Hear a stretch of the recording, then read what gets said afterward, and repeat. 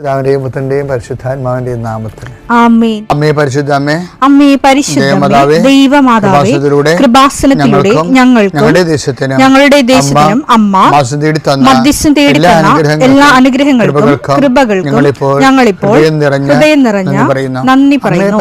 അമ്മേ പരിശുദ്ധമ്മേ, ദൈവമാതാവേ, 2004 ഡിസംബർ 7 ഉച്ചകഴിഞ്ഞ് 2:30 കൃപാസനത്തിൽ സംഭവിച്ച അമ്മയുടെ പ്രത്യക്ഷപ്പെടലിനെ കുറിച്ച് തിരുസഭയ്ക്ക് സമർപ്പിച്ചിരിക്കുന്ന പഠനരേഖകളുടെ സഭാത്മകമായ പഠനം ആരംഭിക്കുവാൻ ഞങ്ങൾ പ്രാർത്ഥിക്കുന്നു.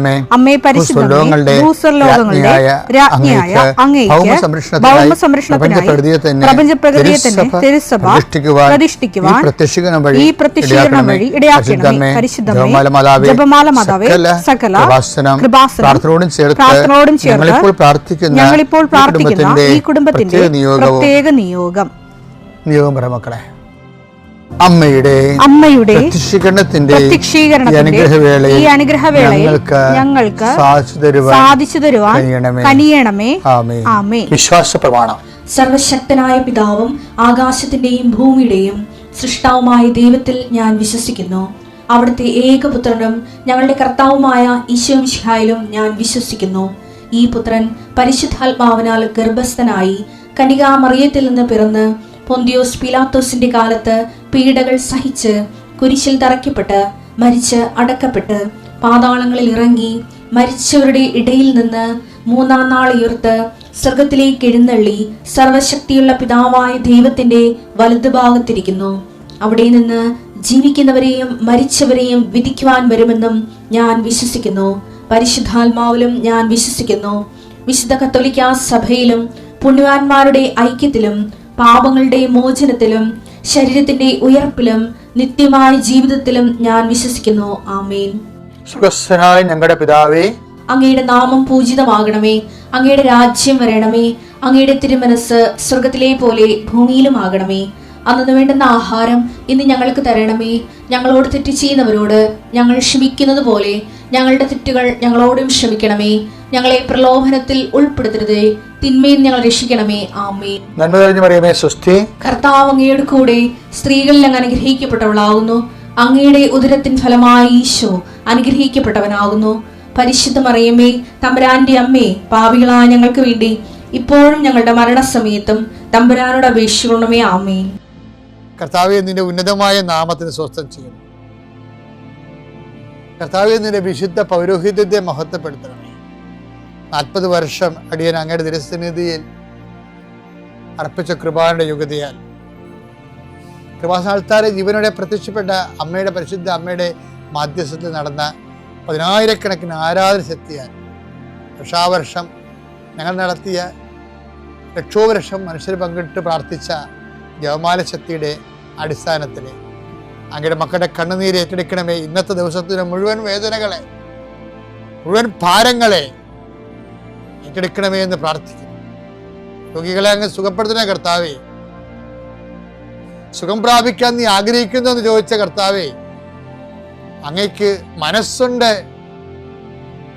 എന്നെ സുഖമാക്കാൻ കഴിയുമെന്ന് പറഞ്ഞ കുഷ്ഠരോഗിയുടെ കൂടെ ഞങ്ങൾ പ്രാർത്ഥിക്കുന്നു. എനിക്ക് മനസ്സുണ്ട്, നീ സൗഖ്യമുള്ളവനാവുകയെന്ന് നീ കുഷ്ഠരോഗിയോട് പറഞ്ഞു. വെള്ളമിളകുമ്പോൾ എന്നെ വെള്ളത്തിലേക്ക് എനിക്ക് ആരുമില്ലെന്ന് ബെത്സയിദയിലെ രോഗി പ്രാർത്ഥിക്കുമ്പോൾ ഞാൻ നിനക്കുണ്ടെന്ന് നീ മറുപടി പറഞ്ഞു. ഞങ്ങളുടെ രോഗങ്ങളാണ് അവൻ ഏറ്റെടുത്തത്. പാപങ്ങൾക്ക് വേണ്ടി അവൻ പരിഹാരം ചെയ്തു എന്നുള്ള ചെയ്ത കർത്താവേ, നിന്റെ പേരാണ് ഞങ്ങളുടെ രക്ഷകൻ എന്നുള്ളത്. നിന്റെ രക്ഷയുടെ വലതുകരം ഈ പ്രാർത്ഥന കൂടുന്ന കുടുംബങ്ങളെ നമ്മൾ വെക്കണമേ എന്ന് പ്രാർത്ഥിക്കുന്നു. എൻ്റെ രക്ഷയുടെ ആണിപ്രധാന അത്ഭുതകരം രോഗങ്ങളെ നമ്മൾ വെക്കണമേ എന്ന് പ്രാർത്ഥിക്കുന്നു. കർത്താവേ, അങ്ങയുടെ മക്കള് ഇന്ന് യാത്ര ചെയ്യുന്ന ഓരോ സ്ഥലങ്ങളും, അങ്ങയുടെ മക്കള് ഇന്ന് ഒപ്പിടുന്ന ഓരോ രേഖകളും, അങ്ങയുടെ മക്കള് ഇന്ന് കൈമാറുന്ന രേഖകള് എല്ലാം നീ ആശീർവദിക്കണേ കർത്താവേ. ഓരോരോ വിഷയങ്ങൾക്ക് വേണ്ടി അങ്ങയുടെ മക്കള് വേദനിക്കുന്ന വേദനകള്, വ്യക്തികളുടെ ഭീഷണികള്, ഓരോരോ കാര്യങ്ങള്, ടൈം ബൗണ്ടായിട്ട് നടക്കേണ്ട കാര്യങ്ങള്, രോഗബാധിതരെ, ടെസ്റ്റിന് ഓരോ കാര്യങ്ങൾ കൊടുത്തിരിക്കുന്നവരെ, ബയോപ്സി കൊടുത്തിരിക്കുന്നവരെ, പ്രഗ്നൻ്റ് ആയിട്ടുള്ള ചേച്ചിമാരെ, ആശുപത്രിയിൽ പോകുന്നവരെ, മക്കൾ ആശുപത്രിയിൽ പോകുന്നവരെ, അവർക്കെല്ലാം ശുഭോദർക്കമായ മറുപടികളും റിസൾട്ടും കിട്ടാൻ, രോഗങ്ങളൊന്നുമില്ല, കുഞ്ഞും അമ്മയും സുഖമാണെന്ന് കേൾക്കാൻ കർത്താവേ ഞങ്ങൾ അങ്ങയുടെ ദിവസം അങ്ങയുടെ നാമത്തിൽ കൊതിച്ച് പ്രാർത്ഥിക്കുന്നു. ദൈവത്തിൻ്റെ കരുണ പ്രസാദിക്കട്ടെ, ദൈവത്തിൻ്റെ കരുണ പ്രസരിക്കട്ടെ. ഉച്ചമുതൽ ഉള്ളംകാലം വരെ കർത്താവിൻ്റെ രക്തം പടരട്ടെ. എല്ലാ കോശങ്ങളിലും പേശികളിലും കർത്താവിൻ്റെ രക്തം പടരട്ടെ.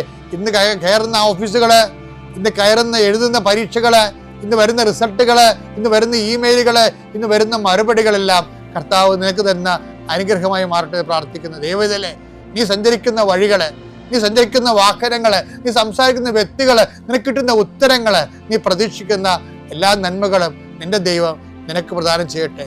നിത്യപിതാവും പുത്രനും പരിശുദ്ധാത്മാവിൽ നീക്കുവാമേ. എൻ്റെ പ്രിയപ്പെട്ടവരെ, വചനം എപ്പോഴും പരിശുദ്ധാത്മാവിൻ്റെ കൂടെ വായിക്കാൻ പറ്റത്തുള്ളൂ. നമ്മൾ വചനം വായിക്കുന്നുണ്ടെങ്കിൽ നമ്മൾ പലരുടെ കൂടെയാണ് വായിക്കുന്നത്. ഒരാളിൻ്റെ കൂടെ മാത്രമേ നമുക്ക് വചനം വായിക്കാൻ പറ്റത്തുള്ളൂ. അത് എഴുതിയ ആളിൻ്റെ കൂടെ മാത്രമേ വായിക്കാൻ പറ്റത്തുള്ളൂ. കാര്യം എഴുതിയ ആൾ ആ വായിച്ചുകൊണ്ടിരിക്കുന്ന സമയത്ത് തന്നെ ആ ഓൺ ടൈമിൽ ഓൺലൈനിലാണ് നമുക്കത് തർജ്ജമ ചെയ്തു തരുന്നത്. എന്താണ് അത് എഴുതുമ്പോൾ ദൈവം ഉദ്ദേശിക്കുന്നത് പരിശുദ്ധാത്മാവ് പറയും. അപ്പം നമ്മൾ കുറേ നാളിങ്ങനെ ദൈവത്തിൻ്റെ വചനങ്ങൾ കേൾക്കാൻ കുതിച്ചും ആഗ്രഹിച്ചും ദൈവത്തെ സ്നേഹിച്ചും അത് ദൈവത്തിൻ്റെ മഹത്വത്തിന് വേണ്ടി നടപ്പിൽ വരുത്താൻ ഉദ്യമിച്ചൊക്കെ നോക്കുമ്പോൾ നമ്മുടെ ഒരു സത്യസന്ധത ദൈവത്തിന് പിടികിട്ടും. അങ്ങനെ ഒരു സത്യസന്ധത പിടികിട്ടിക്കഴിഞ്ഞാൽ ആണ് നമുക്ക് പരിശുദ്ധാത്മാവിൻ്റെ സഹായത്തിൽ വായിക്കാൻ പറ്റുന്നത്. ഇപ്പം നമുക്ക് ഇപ്പം ഈ മെൻ്റലി ചാലഞ്ച്ഡ്, ഫിസിക്കലി ഹാൻഡിക്യാപ്ഡ് ആയിട്ടുള്ള കുട്ടികളില്ലേ, അവർക്കൊരു സ്ക്രൈബ് ഉണ്ടാവും, ഗവൺമെൻറ് അനുവദിച്ചു കൊടുക്കുന്നതാണ്. ആ കുട്ടി പറയും, ആ കുട്ടിക്ക് എഴുതാൻ വശമില്ലാത്ത കൊണ്ട് വേറെ വ്യക്തി സ്ക്രൈബ് എന്ന് പറയുന്ന ആൾ എഴുതി കൊടുക്കും. ഇതുപോലെ നമുക്ക് വചന വായനയിൽ നമുക്ക് റീഡർ ഉണ്ടാകണം നല്ലതാണ്. ആ റീഡർ എപ്പോഴും അത് എഴുതിയ ആൾ തന്നെ ആയിരിക്കണം. എന്നാൽ അത് ഓൺലൈനിൽ ഓൺ ടൈമിൽ ദൈവം എന്താണ് അതുകൊണ്ട് ഉദ്ദേശിച്ചതെന്ന് ഇങ്ങനെ പറഞ്ഞുകൊണ്ടിരിക്കും. അത് നമ്മുടെ ബൈബിൾ തിയോളജിയിലൊക്കെ പറയുന്ന സിസിൻ ലൈബൻ പോലെയുള്ള സാഹചര്യാധിഷ്ഠിതമായ പശ്ചാത്തല ബന്ധിയായിട്ടുള്ള അർത്ഥങ്ങൾ കണ്ടെത്തുക അല്ല, മറിച്ച് ആ വിഷയത്തെക്കുറിച്ച് ദൈവം സംസാരിച്ചിരിക്കുന്നത് മനുഷ്യൻ്റെ മനസ്സിനോടും മനുഷ്യരാശിയോടുമായതുകൊണ്ട് തന്നെ അത് ഈ കാലഘട്ടങ്ങളിലുള്ള മനുഷ്യൻ്റെ മനസ്സിനോട് അത് ഇൻട്രാക്ട് ചെയ്യും. ഫലവത്തായിട്ട് പോസിറ്റീവായിട്ട് ഇൻട്രാക്ട് ചെയ്യും. അപ്പോൾ ഇൻട്രാക്ട് ചെയ്യണമെങ്കിൽ ശരിക്കും ഈ വായിക്കുന്ന വ്യക്തി അതൊക്കെ ഒരു പൊതുജ്ഞാനം വേണം ബൈബിളിനെ കുറിച്ച്. പിന്നെ കുറച്ച് സ്കിൽഫുൾ നോളജ് ഉണ്ടെങ്കിൽ കുറച്ചുകൂടി നന്നായിരിക്കും. പക്ഷെ സ്കിൽഫുൾ നോളജ് വചനവുമായിട്ട് ഇടപഴകുന്നതിന് നമുക്ക് ആവശ്യമായ സ്കിൽഫുൾ നോളജ് ദൈവത്തോടുള്ള സ്നേഹം തന്നെയായിരിക്കണം. അതാണ് വിഷയം. അല്ലാതെ നല്ല ഡോക്ടർ തീസ് എഴുതുന്നതിന് വേണ്ടിയുള്ള ലക്ഷ്യമായി കഴിഞ്ഞാൽ അതൊന്നും ദൈവിക ലക്ഷ്യമായിരുന്നില്ല. അത് നമ്മൾ എന്തെങ്കിലും ഒരു കണ്ടുപിടിച്ചിട്ടുള്ള ലക്ഷ്യമല്ലേ അത് ഇന്നത്തെ ഒരു അക്കാഡമിക് പർപ്പസാണത്. ദൈവത്തിന് അങ്ങനെ അക്കാഡമിക് പർപ്പസൊന്നും ഇല്ലായിരുന്നു. മനുഷ്യൻ്റെ മനസ്സ് രക്ഷപ്പെടണം, ദൈവമായിട്ട് ജീവിക്കണം എന്നുള്ള ഒരു രക്ഷാകരമായ പർപ്പസാണ് ബൈബിളിലുള്ളത്. ആ രക്ഷാകര പർപ്പസ് ബൈബിൾ കൈകാര്യം ചെയ്യുന്ന എല്ലാവർക്കും ഉണ്ടായില്ല എന്നുണ്ടെങ്കിൽ ദൈവം പറഞ്ഞതാണ് അതിലായിരിക്കും പറയണത്. അവരുടെ അക്കാഡമിക് പ്രൊഫിഷ്യൻസിയിൽ നിന്ന് വരുന്ന ഒരു ലോക ജ്ഞാനമായിരിക്കും വരണം. അതുകൊണ്ട് അത് ലോകജ്ഞാനം ഒരിക്കലും രക്ഷാകരമല്ല. അപ്പം അങ്ങനെ ഒരു വിഷയമുണ്ട്. ശരിയാണ്. ഞാൻ പറഞ്ഞു വരുന്നതിൻ്റെ കാരണം ഇപ്പം കഴിഞ്ഞ ദിവസങ്ങളിൽ ഇപ്പം ഐ ആം ദ ട്രൂത്ത് അങ്ങനെ വചനം ഇല്ല ബൈബിളിൽ. എത്രയോ പ്രാവശ്യം നമ്മൾ കേട്ടിരിക്കണതാണ് ഐ ആം ദ ട്രൂത്ത് എന്ന്. യോഹന്നാൻ 14:6 യേശു പറഞ്ഞു വഴിയും സത്യവും ജീവനും ഞാനാണ്. വഴിയും സത്യവും ജീവനും ഞാനാണ്. അതിൽ ഒരെണ്ണം കർത്താവ് എന്നടുത്ത് എടുത്തു പറഞ്ഞത് സത്യം, ഞാൻ സത്യമാകുന്നു എന്നുള്ളതാണ്. എന്നിട്ട് ഉടനെ പറഞ്ഞു സത്യമായതുകൊണ്ട് തന്നെ എന്നിൽ കള്ളമില്ലെന്ന്. അപ്പം ഞാനത് എൻ്റെ നോട്ട് ബുക്ക് എഴുതി വെച്ചു, എന്നിൽ കള്ളമില്ല എന്ന്. അങ്ങനെ വചനം ബൈബിളിലില്ല. അതിന് പകരം കിടക്കുന്ന വചനം പാരലൽ വഴിയുടെ അതിനേക്കാൾ വലിയ വചനങ്ങളാണ്. എന്നിൽ പാപമില്ല എന്നുള്ളതാണ്. 1 യോഹന്നാൻ 3:5 പാപങ്ങൾ ഏറ്റെടുക്കാൻ വേണ്ടിയാണ് അവൻ പ്രത്യക്ഷനായത് എന്ന് നിങ്ങൾ അറിയുന്നു. അവനിൽ പാപമില്ല. അവന് പാപമില്ല, അതാണ് വിഷയം. അവന് കള്ളമില്ല എന്ന് പറയുന്നതിനേക്കാളും ഷാർപ്പാണ് അവന് പാപമില്ലെന്ന് പറയുന്നത്. അപ്പം ഞാൻ സത്യമാണ്, എന്നിൽ അസത്യമില്ല എന്നതിൻ്റെ അർത്ഥം മനസ്സിലായില്ലേ? സിമ്പിളാ. അതായത് ഞാൻ സത്യമാകുന്നു എന്ന് പറഞ്ഞാൽ അതിൻ്റെ അർത്ഥം, എൻ്റെ ഒരർത്ഥം എന്നിൽ അസത്യമില്ലെന്നാണ്. അതിൻ്റെ പ്രായോഗിക അർത്ഥം നിങ്ങൾ അസത്യത്തിലായിരിക്കുമ്പോൾ ന്യായമായിട്ട് കോണ്ടാക്ട് ചെയ്യാൻ പാടായിരിക്കും എന്നുള്ളതാണ്. അതതിൻ്റെ പ്രായോഗിക അർത്ഥം. അതുകൊണ്ടാണ് ആ അർത്ഥത്തിലാണ് ഈശോ നുണയെക്കുറിച്ച് പറയണത്. ഈ യോഹന്നാൻ 8:44 ഇതിൻ്റെ മുഴുവനും ഇതിൻ്റെ ഓപ്പോസിറ്റ് ബ്ലൂ പ്രിൻ്റ് ഉണ്ട്. നിങ്ങൾ നിങ്ങളുടെ പിതാവായ പിശാചിൽ നിന്ന് ഉള്ളവരാണ്. പിശാചിനെ കുറിച്ചാണ് പറയണത്. കള്ളം, നുണയോ എന്ന് പറഞ്ഞാൽ ഞാൻ സത്യമാണെന്ന് പറഞ്ഞിട്ട് പിന്നീട് സത്യമല്ലാത്ത വിഷയം ഈശോ കോംപ്രമൈസ് മനുഷ്യനെന്നല്ല പറയണത്. പിന്നെ പറയണത് പിശാചെന്നാണ് പറയണത്. നിങ്ങൾ നിങ്ങളുടെ പിതാവായ പിശാചിൽ നിന്ന് ഉള്ളവരാണ്. നിങ്ങളുടെ പിതാവിന്റെ ഇഷ്ടമനുസരിച്ച് പ്രവർത്തിക്കാൻ നിങ്ങൾ ആഗ്രഹിക്കുന്നു. പിശാചിന്റെ ഇഷ്ടമനുസരിച്ച് പ്രവർത്തിക്കാൻ ആഗ്രഹിക്കുന്നു. അവനാകട്ടെ ആദ്യം മുതൽ കൊലപാതകിയാണ്. അവൻ ഒരിക്കലും സത്യത്തിൽ നിലനിന്നിട്ടില്ല. ഇപ്പൊ ഞാൻ സത്യമാണെന്ന് പറഞ്ഞതിന് ശേഷം അതിന്റെ കൂടെ വായിക്കാൻ പറ്റുന്ന കറക്റ്റ് പാരലൽ വചനം എന്താണ്? അവനൊരിക്കലും സത്യത്തിൽ നിലനിന്നിട്ടില്ല. എന്തെന്നാൽ അവനിൽ സത്യമില്ല. കള്ളം പറയുമ്പോൾ സ്വന്തം സ്വഭാവം അനുസരിച്ച് തന്നെയാണ് അവൻ സംസാരിക്കുന്നത്. കാരണം അവൻ നുണയനും നുണയുടെ പിതാവുമാണ്. എന്താണ് ഒരു പ്രശ്നം വെച്ചാല്, നമ്മൾ എന്തുകൊണ്ടാണ് നമുക്ക് ഡയറക്റ്റ് ദൈവാനുഭവം ഇല്ലാത്തതിന്റെ കാരണം, നമ്മളെ കാര്യം കാണാൻ വേണ്ടിയെങ്കിലും കള്ളം പറയേണ്ടി വരികയോ ചെയ്യുന്നുണ്ട്. ഇത് കുഞ്ഞുനാൾ മുതലേ നമുക്ക് ട്രെയിനിങ് ഇല്ലാത്ത കാരണം നമ്മളിത് കണ്ടിന്യൂ ചെയ്ത് പോകുന്നു. ആൾക്കാരെല്ലാം ധൈര്യമില്ലാതല്ലേ ഇവിടെ വരണത്. ഉടമ്പടി എടുക്കുമ്പോൾ നമുക്ക് എക്സ്ട്രാ ധൈര്യം വരും. കഴിഞ്ഞ ദിവസങ്ങളിൽ അന്നമ്മ എബ്രാഹാം എന്ന് പറഞ്ഞ് എടത്വ എന്നൊരു സാക്ഷ്യം ഉണ്ടായി. അന്നമ്മ എബ്രാഹാം എടത്വ. അവരുടെ പ്രശ്നം വെച്ചാൽ അവർ ഉടമ്പടി നേരത്തെ എടുത്തതാണ്. എന്തിനെടുത്തതാണ്? മകളുടെ എന്തോ വിഷയത്തിനും മാരത്താമസം എന്തോ കാര്യത്തിന് വേണ്ടി ഉടമ്പടി എടുത്തതാണ്. പക്ഷേ ഇവർക്കൊരു കുറച്ച് കഴിഞ്ഞപ്പോൾ ഇവർക്ക് ശരീരത്തിൽ ഒരു മുഴ പ്രത്യക്ഷപ്പെട്ടു. ഇവർ ഹരിപ്പാട് കൊണ്ടുപോയി ഡോക്ടറിനെ കാണിച്ച് അതിൻ്റെ ബയോപ്സി എടുത്തപ്പോൾ അതിൻ്റെ റിസൾട്ട് വന്നപ്പോൾ ഡോക്ടർ പറഞ്ഞു ക്യാൻസറാണെന്ന് പറഞ്ഞു. ഉടനെ മക്കൾ നിലവിളിച്ച്, ഇവർ നിലവിളിച്ചില്ല. ആ സാക്ഷ്യം കേൾക്കാൻ നിരാശമാണ്. എന്താ കാര്യം? ഇവർ പറഞ്ഞ വാക്ക് എന്ന് വെച്ച് കഴിഞ്ഞാൽ എനിക്ക് പേടിയൊന്നുമില്ല, ഞാൻ ഉടമ്പടി എടുത്തതാണ്, എൻ്റെ അമ്മ എന്നെ സംരക്ഷിക്കും. ഇതാണ് സാധനം. അത് നിങ്ങൾ അന്നമയപ്രാർത്ഥന സാക്ഷ്യം കേൾക്കണം. അവർക്ക് ഒരു 10-55 വയസ്സുണ്ടെന്ന് തോന്നുന്നത്. പക്ഷേ അതിന് അവർ ക്യാൻസർ ട്രേസ് ഔട്ട് ചെയ്തിട്ട് ഡോക്ടർ ഡയഗ്നോസ് ചെയ്ത് കഴിയുമ്പോൾ ഈ വ്യക്തിയുടെ ഓട്ടോമാറ്റിക് എക്സ്പ്രഷൻസ് എന്താണ്? എന്നെ അമ്മ സംരക്ഷിച്ചോളൂ, എനിക്ക് കുഴപ്പമൊന്നുമില്ല, എനിക്ക് പേടിയില്ലെന്ന് പറയും. അവരാണ് ആദ്യം പറഞ്ഞ വാക്കതാണ്, ഞാൻ ഉടമ്പടി എടുത്താണെന്ന് പറയും. ഇതിനാണ് ധൈര്യം എന്ന് പറയുന്നത്. ഉടമ്പടി എടുക്കുമ്പോൾ നിങ്ങൾക്ക് ഈ ധൈര്യം എല്ലാവർക്കും ഇത് കിട്ടേണ്ടതാണ്. ചില ആൾക്കാർക്ക് വിശ്വാസത്തിൻ്റെ അളവ് കുറയുന്ന കാരണം അത് അനുഭവവേദ്യമാകത്തില്ല. അതാണ് പ്രശ്നം. ഉടമ്പടിയിൽ പാക്കേജിൽ ഉള്ളതാണ് ഈ ധൈര്യം. കാര്യം ദൈവം ഉടമ്പടി ചെയ്യുമ്പോൾ ജോഷുവയോട് പറയണത് അതാണ്, ശക്തനും ധീരനുമായിരിക്കുക. ശക്തനും, ഇപ്പോൾ ജോഷുവ 1:9 എന്താ പറയണത്? ശക്തനും ധീരനുമായിരിക്കുക, ഞാൻ നിൻ്റെ കൂടെ വരും. അതാണ് സംഭവം. ഈ ധീരതയുടെ അടിസ്ഥാനം എന്താ? ഏത് ഓപ്പറേഷൻ തിയേറ്ററിലാണെങ്കിലും മാതാവ് വരുമെന്നുള്ളതാണ്. മനസ്സിലായില്ലേ? അതാണ് അതുപോലെ കൃത്യമായിട്ട് പാക്കേജ് നൽകുന്ന ഈ പ്രസൻസ് സെക്യൂർ ചെയ്യുന്ന ഒരു പ്രാർത്ഥന നമുക്ക് വേറെയില്ല പരിശുദ്ധ കുർബാന അല്ലാതാണ്. പരിശുദ്ധ കുർബാനയിൽ പക്ഷേ ദൈവത്തിൻ്റെ സാന്നിധ്യം എന്ന് പറയുന്നത് നമ്മളുടെ അഡൾട്ടേഴ്സ് പാസ്സാക്കുക, വസ്തു വിൽപ്പന, മകളെ കെട്ടിക്കുക, ഇങ്ങനെയുള്ള സാധാരണ യൂസ് ആൻഡ് ത്രോ സബ്ജക്റ്റില്ലേ. 70 കൊല്ലം നമ്മൾ എന്ത് ചെയ്താലും ചെയ്തില്ലെങ്കിൽ 70 കൊല്ലം ആകുമ്പോൾ കയ്യിൽ നിന്ന് പോകില്ല. നീ ആരാണെന്ന് പറഞ്ഞാൽ, ഏറ്റവും വലിയ ആളാണെന്ന് പറഞ്ഞാൽ ശരി, 70-75 കൊല്ലം ആകുമ്പോൾ ഈ സംഭവം കയ്യിൽ നിന്ന് പോകും. ഈ മനുഷ്യന്മാരുടെ എല്ലാ അവാർഡുകളും അംഗീകാരങ്ങളും നിങ്ങൾ എന്തെല്ലാം നേടി ആരെല്ലാമായിട്ടും ഈ ഭൂമിയിൽ ഒരു കഥയുമില്ലെന്നുള്ളതാണ് ഇതിൽ നിന്ന് കിട്ടുന്നത്. എന്താ കാര്യം? ഈ ഭാരതരത്നം കിട്ടിയിട്ട് പോലും ആ മനുഷ്യന് അത് തിരിച്ചറിയാൻ പറ്റാത്ത അവസ്ഥ. ലോകത്തിന് നമുക്ക് തരാൻ കഴിയാവുന്നത് ഇത്രയൊക്കെ ഉള്ളൂ. ഇത് ബുദ്ധിയും ബോധമുള്ളവർ മനസ്സിലാക്കണം. ദൈവത്തെ വിറ്റിട്ട് നക്കാപ്പിച്ച കാര്യത്തിന് വേണ്ടി നിങ്ങൾ ജീവിതം പണയം വെച്ച് ആത്മാവിനെ നഷ്ടപ്പെടുത്തുമ്പോൾ ഇത് നമ്മൾ ഈശോ ചോദിച്ചില്ലേ, ലോകം മുഴുവൻ നേടിയാലും നിൻ്റെ ആത്മാവ് നഷ്ടപ്പെട്ടാൽ എന്ത് പ്രയോജനമാണ്?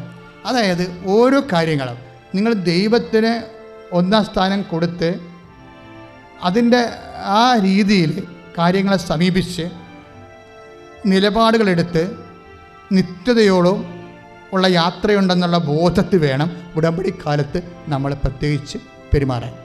അല്ലെങ്കിൽ വെച്ചാൽ വെറും മെറ്റീരിയലായിട്ട് ഈ വിഷയത്തെ കാണരുത്. മെറ്റീരിയലായിട്ട് ജോലി കിട്ടുക, കാശ് കിട്ടുക, വീട് വെക്കുക, അതിൻ്റെ അപ്പുറത്ത് അത് കഴിയുമ്പോൾ അടുത്ത ആവശ്യം കൊണ്ട് നിങ്ങൾ വരും, അത് കഴിയുമ്പോൾ അടുത്ത ആവശ്യം കൊണ്ട് വരും. പക്ഷേ എല്ലാത്തിനേക്കാൾ വലിയ ആവശ്യം എന്താണ്? ദൈവമാണ്. എല്ലാത്തിനേക്കാൾ വലിയ ആവശ്യം ദൈവമാണ്. അത് നിങ്ങൾക്ക് ഉടമ്പടിയുടെ സമയത്ത് നിങ്ങൾ പ്രാർത്ഥിച്ച് വാങ്ങിക്കേണ്ട ഒരു വരമാണ്. പ്രാർത്ഥിക്കുക, കർത്താവ് ദൈവമേ, എന്ത് അനുഗ്രഹം കിട്ടിയാലും ഏറ്റവും വലിയ അനുഗ്രഹമായി നിന്നെ നേടുവാൻ, നിന്നെ കരുതുവാൻ എനിക്ക് പ്രത്യേക അറിവും ബോധ്യവും നൽകണമേ. അപ്പോൾ ടീച്ചർ വന്ന് നമ്മൾ റിബി ജോസഫിൻ്റെ സാക്ഷ്യം അനലൈസ് ചെയ്തുകൊണ്ടിരിക്കുകയാണ്. റിബി ജോസഫ് വന്ന് ഉടമ്പടി എടുത്ത് പോയി. അവർക്ക് ടീച്ചറാകാൻ ഒരു ജോലി ഏതെങ്കിലും സ്കൂളിൽ കിട്ടണമെന്ന്. പക്ഷേ ഈ കൂട്ടുകാരത്തെ വിളിച്ച് പറഞ്ഞ് അതേ സ്കൂളിലേക്ക് തന്നെ അവർ ആപ്ലിക്കേഷൻ കൊടുക്കും. അവർ പറഞ്ഞ പോലെ വേറെ ഒന്നും കൊടുത്തില്ല. ആപ്ലിക്കേഷൻ കൊടുത്തപ്പോൾ ഇവർക്ക് പേടിയാണ്. അവിടെ മെറിറ്റില്ലെന്ന് നോക്കണം. എന്താ കാര്യം? ആപ്ലിക്കേഷൻ ഒത്തിരി പേര് പുതിയ തലമുറയൊക്കെ വന്നിട്ടുണ്ട്. അവർക്കെല്ലാം അടിച്ചു പൊടിച്ച് ക്ലാസ് എടുക്കുന്ന പാർട്ടി എല്ലാം ഇംഗ്ലീഷും സംഭവങ്ങളെല്ലാം ഹിന്ദിയും എല്ലാം നല്ല വഴക്കമുള്ള ആൾക്കാർ, വെടിച്ചിതുപോലെ പറയുന്ന ആൾക്കാരൊക്കെ വന്നിട്ടുണ്ട്. അപ്പോഴും നമ്മുടെ മെറിറ്റ് പോകും അല്ലേ? അപ്പോഴും മെറിറ്റ് പോകും. മെറിറ്റ് പോകുമ്പോൾ ശ്രദ്ധിക്കുക. പിന്നെ വർക്ക് ചെയ്യണത് എന്താണ്? ഗ്രേസാണ്. ഇതാണ് ഉടമ്പടിയുടെ സംഭാവന എന്ന് പറയുന്നത്. Not by merit but by grace. Ephesians 2:8. ഈ ഗ്രേസ് ഞങ്ങൾ എന്താ ചെയ്യണമെന്ന് അറിയാമോ? നിങ്ങളുടെ ഗ്രേസ് നിലവാരം ഉടമ്പടിയിൽ എന്താ ചെയ്യണത്? ഉടമ്പടി എന്താ ചെയ്യണത്? ഈ മെറിറ്റ് നമുക്കിവിടെ സബ്ജക്റ്റ് കൈകാര്യം ചെയ്യേണ്ട കാര്യമില്ല. അത് നിങ്ങൾക്ക് ദൈവം തന്നതാണ്.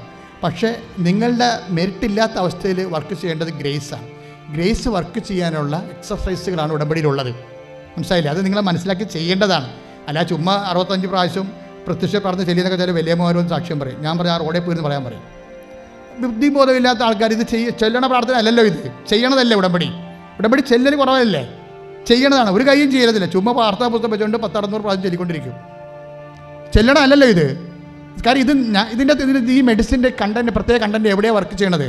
ഉടമ്പടി കണ്ടൻറ്റ് എവിടെയാണ് വർക്ക് ചെയ്യണത്? അത് നിങ്ങളുടെ ഗ്രേസ് ഫീൽഡ് വർദ്ധിപ്പിക്കാൻ വേണ്ടിയാണ് ഞങ്ങൾ ചെയ്യണത്. എന്താണ് അവൻ പറയണത് പോലെ ചെയ്യുക. അതാണ് സംഭവം. നടക്കാത്ത കാര്യം നടത്തിയെടുക്കാൻ, ആകാത്ത സമയം ആക്കിയെടുക്കാൻ ദൈവത്തിൻ്റെ പദ്ധതി പ്രകാരമുള്ള ഒരു ഫോർമുലയാണ്. എന്താണ് അവൻ പറയണത് പോലെ ചെയ്യുക. അമ്മയ്ക്ക് വേണമെങ്കിൽ വായ്പ മേടിപ്പിക്കാമായിരുന്നു വീഞ്ഞ്, അമ്മയ്ക്ക് വേണമെങ്കിൽ വിലക്ക് വാങ്ങിപ്പിക്കാമായിരുന്നു. എന്തുകൊണ്ടാണ് ആ കുടുംബത്തെ അമ്മ ക്രിസ്തുവുമായിട്ട് കൂട്ടിമുട്ടിച്ചത്? അമ്മയുടെ ജോലി അതാണ്. അതായത് അമ്മയാണ് ക്രിസ്തുവിനെ സ്വീകരിച്ചത് അല്ലേ? പരപിതാവിന് തിരുസന്നിധി എന്ന് ക്രിസ്തുവിനെ ലോകത്തിന് വേണ്ടി സ്വീകരിച്ചത് അമ്മയാണ്. ഇതാ കർത്താവിൻ്റെ ദാസൻ്റെ വചനം പോലെ നിറവേറട്ടെന്ന് പറഞ്ഞുകൊണ്ട് ആ വചനത്തിന് വേണ്ടി ആ ടെരിക്കോസ്റ്റ് I will be the ever servant എന്ന് പറഞ്ഞാൽ അവർ മേടിക്കണത്. ഏതെല്ലാം കാലത്ത് ഏത് കുരിശിൻ്റെ ചുവട്ട് നിന്നാലും കുഴപ്പമില്ല. എൻ്റെ മകൻ തുണിയില്ലാതെ തൂങ്ങിക്കിടക്കുന്ന സമയത്ത് ഞാനിവിടെ മൃതപ്രായം നോക്കി നിന്നാലും കുഴപ്പമില്ല. ഞാൻ എങ്ങനെയൊക്കെ അപമാനിക്കപ്പെട്ടാലും ശരി, Thy kingdom come, thy will be done എന്ന് പറഞ്ഞ് ഈശോയെ പോലെ തന്നെ നിൻ്റെ രാജ്യം വരണം, നിൻ്റെ തിരുമനസ്സ് നിറവേറണം എന്ന് പറഞ്ഞ ഈശോയെ പോലെ ഒപ്പം തോളോടെ തോലം ഒറ്റ സ്വരത്തിൽ ഈശോയോട് ചേർന്ന് പറഞ്ഞ ആളാണ്. Behold the handmaid of the Lord, be done to me according to thy word. അപ്പൻ്റെ മനസ്സ് നിറവേറ്റുക മാത്രമാണ് എൻ്റെ ജീവിതത്തിലെ ഉദ്യോഗം. അതാണ് ഉടമ്പടി. ഉടമ്പടി ചെയ്യുമ്പോൾ നിങ്ങൾക്ക് അമ്മയുടെ മനസ്സുണ്ടാകണം. എന്താണ് അമ്മയുടെ മനസ്സെന്ന് പറയുന്നത്? അപ്പാ നിൻ്റെ തിരുമനസ്സ് നിറവേറാൻ വേണ്ടി ഞാൻ ഏതറ്റം വരെയും പോകും, സകലമെങ്കിൽ സകലം കർത്താവിൻ്റെ വചനം മറ്റു വ്യക്തികൾ എത്തിക്കണം. അതുപോലെ തന്നെ സമർപ്പണമെങ്കിൽ സമർപ്പണം. ഞാൻ തന്നെ സുവിശേഷമാകണം, ഞാൻ തന്നെ സുവിശേഷം ഏകണം. യേശുക്രിസ്തു അറിയിക്കാൻ അറിഞ്ഞവരെ ആഴപ്പെടുത്താൻ വേണ്ടി ഞാൻ കർത്താവിൻ്റെ സുവിശേഷമാകും എന്നൊക്കെ പറഞ്ഞുകൊണ്ട് മാതാവിനോട് ചേർന്നുകൊണ്ടൊരു മരിയൻ മിഷൻ അങ്ങ് തുടങ്ങുമ്പോൾ ഉടമ്പടി എന്താണെന്നറിയും, ദൈവം എന്താണെന്നറിയും. നിന്നെ തന്നെ ദൈവത്തിൻ്റെ ഭാഗമാക്കി മാറ്റും. എൻ്റെ ദൈവഭേദ ഓരോ വചനവും. അതുകൊണ്ട് നിങ്ങൾക്ക് അതായത് നിങ്ങളുടെ ഗ്രേസ് ഫീൽഡ്, നിങ്ങളുടെ മെറിറ്റ് കുറയുമ്പോൾ, നിങ്ങളുടെ യോഗ്യത കുറയുമ്പോൾ, നിങ്ങളുടെ കൃപയുടെ നിലവാരങ്ങൾ വർദ്ധിപ്പിക്കുന്നതിന് വേണ്ടി ഇതിൻ്റെ ദൈവം കരുതിക്കൂട്ടി ഇതിൻ്റെ കണ്ടൻറ്റ് വൈസ് ഇതിനെ പഠിക്കണം. ഉടമ്പടി പഠിക്കേണ്ടത്, കവനൻ്റ് പഠിക്കേണ്ടത് കണ്ടൻറ്റ് വൈസാണ്. എന്തുകൊണ്ട് കൃപാസനം പത്രം നിങ്ങൾ വിതരണം ചെയ്യണം? എന്താണ്? എന്നെ കർത്താവിനെ അറിയാത്തവരെ അറിയിക്കുക, അറിഞ്ഞവരെ ആഴപ്പെടുത്തുക, ലോകം മുഴുവൻ പോയി എല്ലാ സൃഷ്ടികളോടും സുവിശേഷം പ്രസംഗിക്കുക. എന്ന് വെച്ച് കഴിഞ്ഞാൽ പ്രസംഗിക്കാൻ പാടാണെങ്കിൽ നമ്മൾ പ്രസംഗം അവർക്ക് എഴുതിയ പ്രസംഗം കൊടുക്കും. കൃപാസന പത്രം എഴുതിയ പ്രസംഗങ്ങളാണ്. കർത്താവ് ഇതുപോലെ ഇപ്പോൾ സംസാരിച്ചുകൊണ്ടിരിക്കുകയല്ലേ. ഞാൻ വല്ലതും പഠിച്ചിട്ടാണ് ഇവിടെ വന്നിരിക്കുന്നത്. ഞാൻ ചില കാര്യങ്ങളൊക്കെ ഞാൻ കർത്താവിനോട് ആലോചന ചെയ്യും, പ്രാർത്ഥിക്കും, ചില വചനത്തെക്കുറിച്ച് പഠിക്കും, പിന്നെ ഇവിടെ വന്ന് നിൽക്കും, ബാക്കി കർത്താവ് പറയും. അങ്ങനെ കർത്താവ് പറഞ്ഞ കാര്യങ്ങളാണ് കൃപാസന പത്രത്തിലുള്ളത്.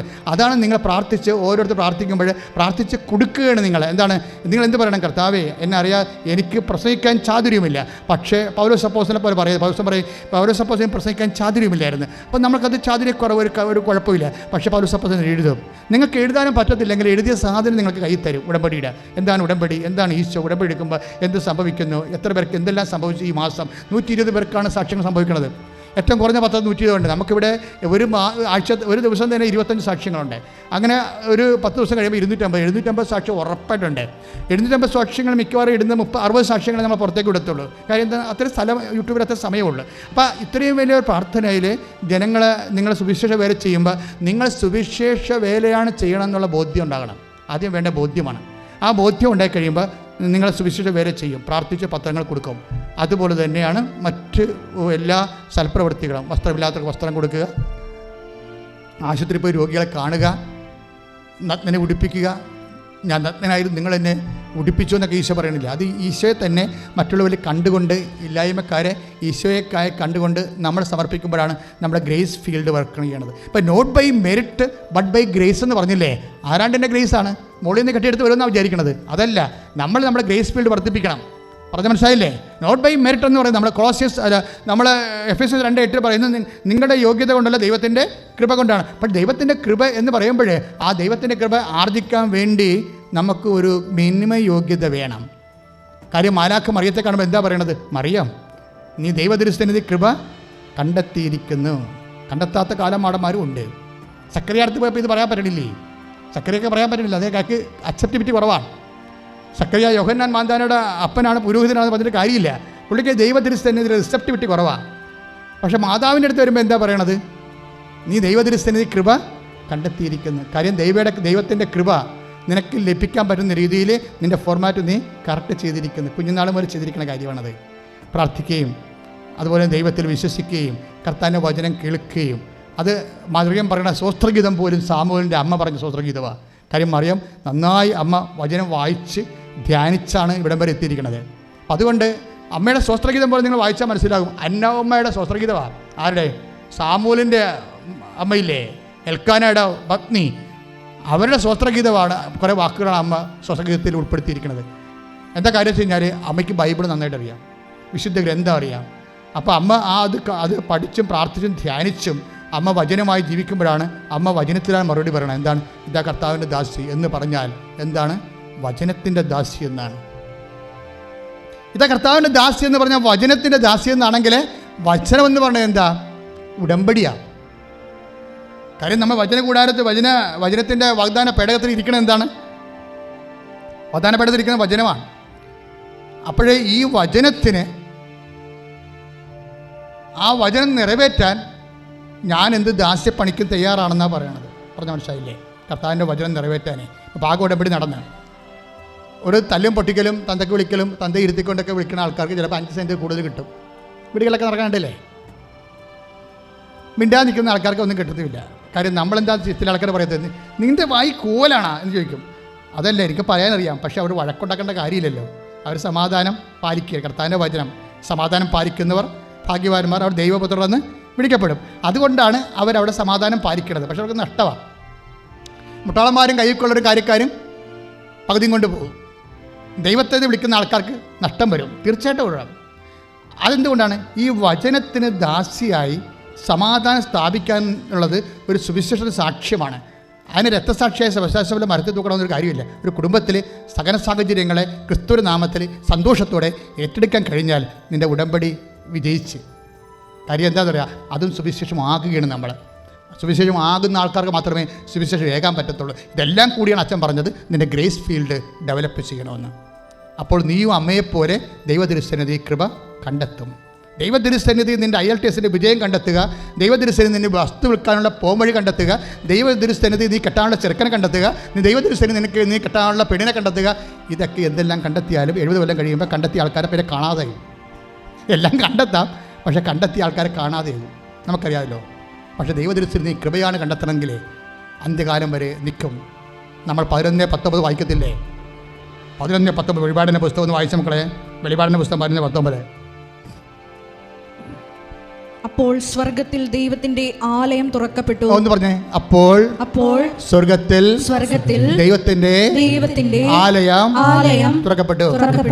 അതിൽ അവിടുത്തെ വാഗ്ദാന പേടകം കാണായി. അതിൽ അവിടുത്തെ വാഗ്ദാന പേടകം കാണായി. ഞാൻ അതിന്റെ അടുത്ത വരി വായിച്ചേ.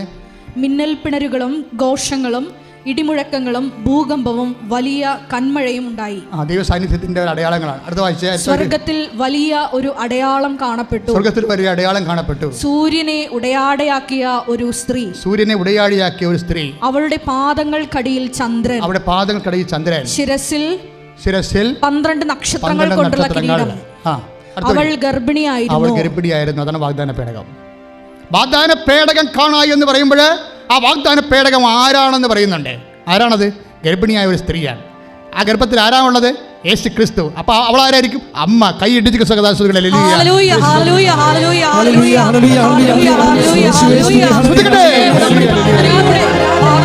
ദൈവതിരുസന്നിധി കൃപ കണ്ടെത്തുന്നവരെ 70 കൊല്ലത്തേക്കല്ല കണ്ടെത്തുന്നത്. മനസ്സിലായ? ദൈവതിരുസന്നിധി നീ പരീക്ഷയുടെ വിജയം കണ്ടെത്തിയാൽ 70 കൊല്ലം കഴിയുമ്പോൾ തീരും. ദൈവതിരുസന്നിധി നിന്റെ വസ്തു വിൽക്കണ ഒരു ആവശ്യം കണ്ടെത്തിയാൽ ആ വസ്തുവിൻ്റെ കാലം കഴിയുമ്പോൾ അത് തീരും. ദൈവതിരുസന്നിധി നീ ചെറുക്കനെ കണ്ടെത്തിയാലും നീ നിന്റെ ജീവിത പങ്കാളിയെ കണ്ടെത്തിയാലും എല്ലാം 100 കൊല്ലം കൊണ്ട് തീരും. ദൈവതിരുസന്നിധി നീ കൃപ കണ്ടെത്തിയാൽ അന്ത്യം വരെ, അവസാന കാലം വരെ, നിത്യത വരെ പരിശുദ്ധ അമ്മയോടൊപ്പം നിന്റെ സാന്നിധ്യം, അമ്മയോടൊപ്പം നിന്റെ സാന്നിധ്യം ദൈവതിരുസന്നിധി ഉണ്ടാകും. ദൈവവേദനേ, ഇത് കൃപയുടെ ഒരു എക്സ്റ്റൻഷൻ. കൃപ കണ്ടെത്തണം. നിൻ്റെ മെറിറ്റ് കുറഞ്ഞു പോയാൽ, അപ്പോൾ അതല്ലേ റബി ടീച്ചർ സംഭവിക്കണത്. അവിടെ മെറിറ്റ് കുറഞ്ഞു പോയി. പക്ഷേ അവിടെ കൂടെ കോമ്പറ്റ് ചെയ്യണം. മത്സരത്തിൽ റബി ടീച്ചർ ജയിക്കും, ഇൻ്റർവ്യൂ ജയിക്കും. മാനേജർ പറഞ്ഞ് ഇൻ്റർവ്യൂ ജയിച്ചിട്ടുണ്ട്, ജോലി തരാം, പക്ഷേ കാര്യമുണ്ട് കേട്ടക്ക് പാസ്സാകണമെന്ന് പറയും. ഇൻ്റർവ്യൂ ജയിച്ചിട്ടുണ്ട്, ജോലി തരാം, പക്ഷേ കേട്ടക്ക്. അപ്പോഴും ഇവർ വിറക്കും. എന്താ കാര്യം? കേട്ടക്ക് പുതിയ പരിപാടിയാണ് അല്ലേ? അത് കുഞ്ഞുങ്ങളുമായിട്ട് പഠിച്ചാൽ, ഇപ്പോഴത്തെ കുഞ്ഞുങ്ങളെ പഠിച്ചാൽ അവരൊരിക്കലും രക്ഷപ്പെടത്തില്ല. അപ്പോഴും മാതാവിനോട് പറയും, എന്താണ് അവിടെയും ഉടമ്പടി വർക്ക് ചെയ്യും. എന്താ? Not by merit but by grace. 150 ചോദ്യങ്ങളാണ് കേട്ടക്കിന് വരണത്. 150 ചോദ്യങ്ങൾ. ടീച്ചറിൻ്റെ കൈയും കാലും വരച്ച് കണ്ണൊക്കെ ചിമ്മി, കണ്ണ് കാണാൻ പറ്റും, തലകറക്കം പറ്റും, എന്തൊക്കെ. ആ 8 ചോദ്യമേ അറിയാൻ പാടുള്ളൂ. 8 ചോദ്യമേ അറിയാൻ പാടുള്ളൂ 150 ചോദ്യത്തിൽ. കാര്യം 17 കൊല്ലം വരെ പഠിച്ചിറങ്ങിയിട്ട്. പക്ഷേ ഈ ചോദ്യത്തിൻ്റെ അടുത്തൊക്കെ ടീച്ചർ ഈ ഉടമ്പടി കാശിലും കൊണ്ടുപോയി വെക്കും. കേട്ടക്ക് പരിചയമാണ്. ഉടമ്പടി 150 ചോദ്യത്തിൻ്റെ പിന്നിലും കൊണ്ടുപോയി ഉടമ്പടി കാശിൽ വെക്കുമ്പോൾ ചില ചോദ്യങ്ങൾ ബ്ലിങ്ക് ചെയ്യും. അതെല്ലാം ടിക്ക് ചെയ്ത് വെക്കും. ആരാണ്? മാതാവ് നേരിട്ട് ഇടപെട്ടിരിക്കുകയാണ്. ഈ ചോദ്യങ്ങൾ, ചില ഉത്തരങ്ങൾ ബ്ലിങ്ക് ചെയ്യിക്കുകയാണ്. അത് ഭയങ്കര രസമാണ് ടീച്ചർ പറഞ്ഞ കേൾക്കാൻ. അത് അവർക്കറിയത്തില്ല. അവർക്ക് 8 എണ്ണമേ അറിയാൻ പാടില്ല. 150 ചോദ്യങ്ങളുണ്ട്.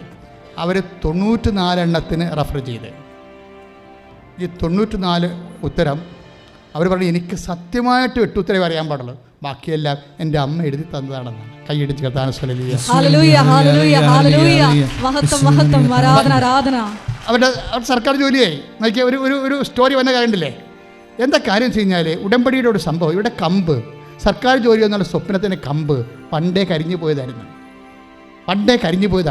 പക്ഷെ ഉടമ്പടി വെച്ച് കഴിയുമ്പോൾ കൂടാരത്തിലേക്ക് വരികയാണത്. അഹ്റോൻ്റെ കമ്പ്. ഈ അവധാന പേടത്തിലിരിക്കുന്ന ഒരു ഐറ്റം എന്താണെന്നറിയാം? ഒരു ഐറ്റം വചനമാണ്. ഒരൈറ്റം എന്താണ്? അഹ്റോൻ്റെ ഉണങ്ങിയ കമ്പ് കൂടാരത്തിൽ വെച്ചതാണ്. എന്നിട്ടത് പിറ്റേ ദിവസം മോശസ് വിരുന്ന് നോക്കുമ്പോൾ അത് ബദാം കായ്ച്ച് കിടക്കും. നിൻ്റെ സ്വപ്നങ്ങൾ കരിഞ്ഞു പോയതോ, ഔട്ട് ഓഫ് ഡേറ്റ് ആയതോ, നീ വെറുത്തം വെച്ച് പോയതോ എല്ലാം ഉടമ്പടിയിൽ മാതാവ് ടേക്കപ്പ് ചെയ്യോ. അത് സംഖ്യാപുസ്തകത്തിലാണുള്ളത്. സംഖ്യ അല്ലേ? സംഖ്യ ഒന്ന് വായിച്ചോളൂ. സംഖ്യ ശ്രുതിക്കട്ടെ. ഹല്ലേലൂയ യേശുവേ സ്തോത്രം. ഹല്ലേലൂയ. സംഖ്യ 17:8. സംഖ്യ 17:8. ശ്രുതിക്കട്ടെ. ഹല്ലേലൂയ. സംഖ്യ 17:8. പിറ്റേ ദിവസം മോശ സാക്ഷ്യ കൂടാരത്തിലേക്ക് ചെന്നു. ലേവി കുടുംബത്തിനു വേണ്ടിയുള്ള അഹറോന്റെ വടി മുള പൊട്ടി പൂത്തു തളിർത്ത് ബദാം പഴങ്ങൾ കായ്ച്ചു നിന്നു. അതാണ് റീബിറ്റിച്ചൻ്റെ സാക്ഷ്യത്തിൻ്റെ സംഗ്രഹം.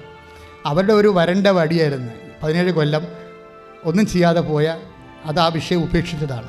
പക്ഷെ ഉടമ്പടി വെക്കുമ്പോഴത് ഈ അഹറോൻ്റെ പടി പോലെ പൂത്ത് തളർത്ത് നിൽക്കും. മനുഷ്യനെ പ്രത്യാശ നഷ്ടപ്പെട്ട എല്ലാ വിഷയങ്ങൾക്കും ദൈവം പ്രത്യാശ കൊടുക്കും.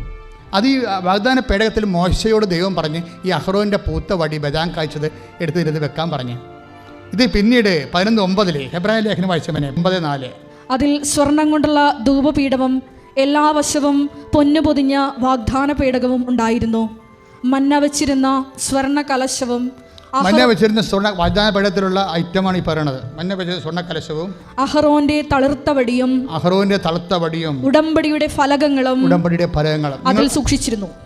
നിങ്ങൾ ഉടമ്പടി ഫലകങ്ങൾ ഇതിലല്ലേ സൂക്ഷിക്കണത്? അതെന്ത് സംഭവിച്ചു കഴിഞ്ഞാൽ ഉടമ്പടിയുടെ ഫലകങ്ങൾ എന്ന് പറഞ്ഞ വചനമാണ് മോശസിന് കൊടുത്തത്. പിന്നെ അഹറോൻ്റെ തളർത്ത വടി പ്രത്യാശ. പിന്നെ എന്താണ്? വാഗ്ദാന പേടകത്തിൽ സ്വർണ്ണ കലശത്തിൽ മന്ന അപ്പം. കാര്യം ജനം ഭക്ഷണം ഇല്ലെന്ന് പറഞ്ഞപ്പോൾ ആകാശത്തും ദൈവം ഭക്ഷണം കൊടുത്തതിൻ്റെ കാര്യം. അതായത് ഇതെല്ലാം ഒരു സാധ്യത മങ്ങുമ്പോൾ, ജോലി, വീട്, വിവാഹം, ജീവിതം, യാത്ര, എല്ലാത്തിനും ദൈവിക മാനുഷികമായ മെറിറ്റുകൾ കുറയുമ്പോൾ ദൈവത്തിൻ്റെ ഇടപെടലുകളുടെ അടയാളങ്ങളാണ് അഹറോന് തളർത്ത വടിയും മന്ന അപ്പവും, അതുപോലെ തന്നെ അതിനെ നിവൃത്തിയാക്കുന്ന ദൈവത്തിൻ്റെ വചനവും. അപ്പോൾ അവൻ പറയണത് പോലെ ചെയ്യാവുന്നല്ലേ നമ്മൾ പറയണത് മാതാവിൻ്റെ മധ്യസ്ഥത്തിൽ. അപ്പോൾ ഇതുപോലെ നിൻ്റെ പ്രത്യാശ കരിഞ്ഞ വടികളെല്ലാം തളർക്കും. നീ ചിന്തിക്കാത്ത സ്ഥലത്ത് നിന്ന് നിനക്ക് ആഹാരം കിട്ടും, വഴി കിട്ടും, ജോലി കിട്ടും. ഇതെല്ലാം ദൈവത്തിൻ്റെ വാഗ്ദാനങ്ങളാണ് ആണ്. അതിനാണ് വാഗ്ദാന പേടകം എന്ന് പറയുന്നത്. പുതിയ നിയമത്തിൽ വാഗ്ദാന പേടകം പരിശുദ്ധ അമ്മയാണ്. യേശുവും വാഗ്ദാന പേടകമാണ്. പക്ഷേ മരിയൻ ഉടമ്പടി വാഗ്ദാന പേടകമായ പരിശുദ്ധ അമ്മയുടെ മധ്യസ്ഥത്തിലേക്ക് നമ്മുടെ ജീവിതം നമ്മൾ പുനഃക്രമീകരിച്ചുകൊണ്ട് യേശുവിന് സാക്ഷ്യമായി ജീവിക്കുന്ന ഒരു വിശ്വാസത്തിൻ്റെ ഒരു നിത്യസമർപ്പണമാണ്.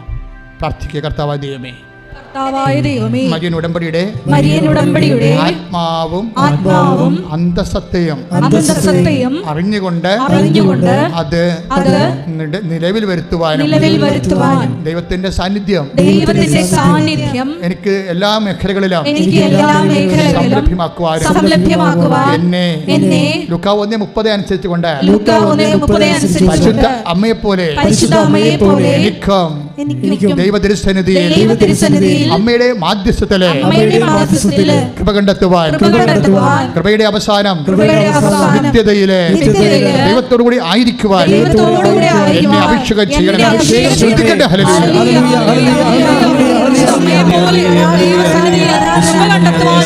വലിയ അഭിഷേകം ഈ മനത്തിൽ പങ്കെടുത്ത് പ്രാർത്ഥിക്കുന്ന ഞങ്ങൾക്ക് ഓരോരുത്തർക്കും പ്രദാനം ചെയ്യണമേ. ഹല്ലേലൂയ. മഹത്വം മഹത്വം ആരാധന. ഹല്ലേലൂയ. സമാപന ആശീർവാദമാണ്. മുട്ടേതെന്ന് ആശീർവാദം സ്വീകരിക്കുക. നമ്മുടെ എല്ലാ ഉടമ്പടി നിയോഗങ്ങൾ ദിവികാരുണ്യ സന്നിധിയിൽ സമർപ്പിക്കാം. പരിശുദ്ധ അമ്മയുടെ പ്രത്യക്ഷീകരണത്തിൻ്റെ സ്ഥിരം സാക്ഷിയായി എന്നെയും എൻ്റെ കുടുംബത്തെയും ഉയർത്തണമേ എന്ന് പ്രാർത്ഥിച്ചുകൊണ്ട് ശിരസ് നമിച്ച് നമുക്ക് ദിവികാരുണ്യനാഥൻ്റെ ആശീർവാദം സ്വീകരിക്കാം. Hallelujah hallelujah. യേശുവേ ആരാധന, മഹത്വം മഹത്വം, ആരാധന ആരാധന. ഹല്ലേലൂയ. യേശുവേ ആരാധന. Hallelujah hallelujah hallelujah. യേശുവേ നന്ദി. യേശുവേ ആരാധന. ഹല്ലേലൂയ. മഹത്വം മഹത്വം, ആരാധന ആരാധന. Hallelujah hallelujah. യേശുവേ ആരാധന. Hallelujah hallelujah hallelujah. മഹത്വം മഹത്വം, ആരാധന ആരാധന. Hallelujah hallelujah. യേശുവേ ആരാധന. Hallelujah hallelujah. യേശുവേ നന്ദി. യേശുവേ ആരാധന. Hallelujah hallelujah. മഹത്വം മഹത്വം, ആരാധന ആരാധന. ഹല്ലേലൂയ.